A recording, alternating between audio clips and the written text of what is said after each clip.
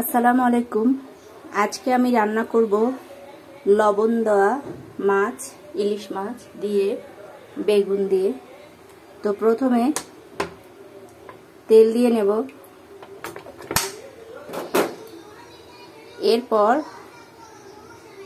মাছগুলো এক একে দিয়ে ভেজে নেব।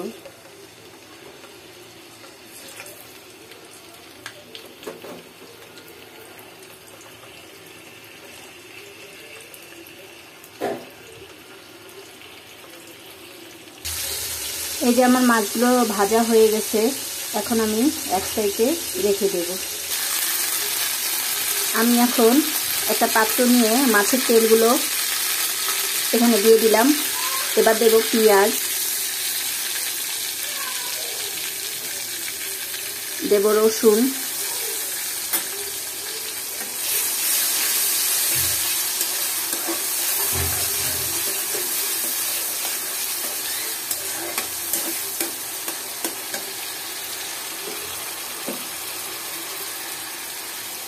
এরপর দিয়ে দেব হলুদ আর মরিচ।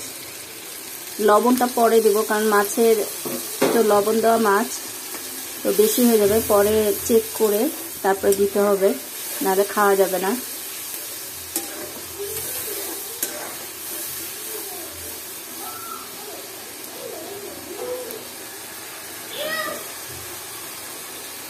এখন দিয়ে দিব এই যে বেগুন, ছোট বেগুন আর হচ্ছে আলু একসাথে।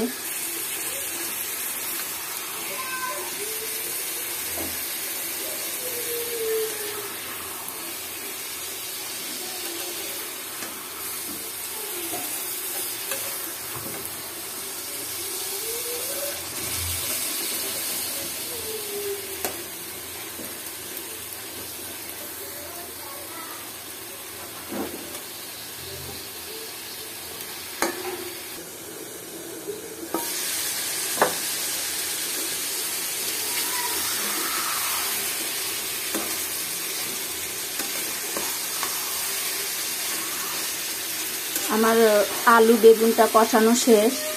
এবার একটু দেখতে হবে যে লবণ আছে নাকি হয় নাই। অল্প পরিমাণে দিতে হবে, মাছটা দেওয়ার পরে লবণ হয়ে যাবে, আমি সামান্য একটু দেব।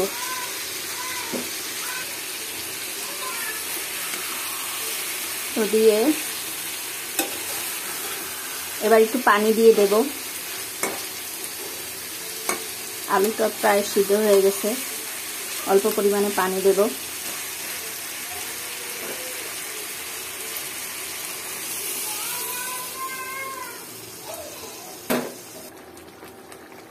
এখন আমি মাছগুলো দিয়ে দেব।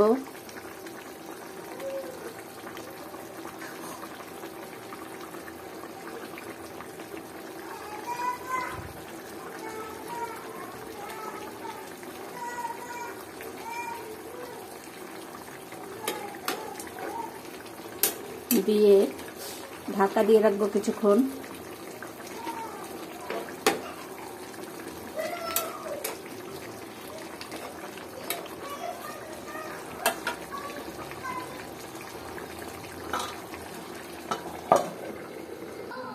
তো আলহামদুলিল্লাহ তৈরি হয়ে গেল আমার ইলিশের শুটকি দিয়ে বেগুন।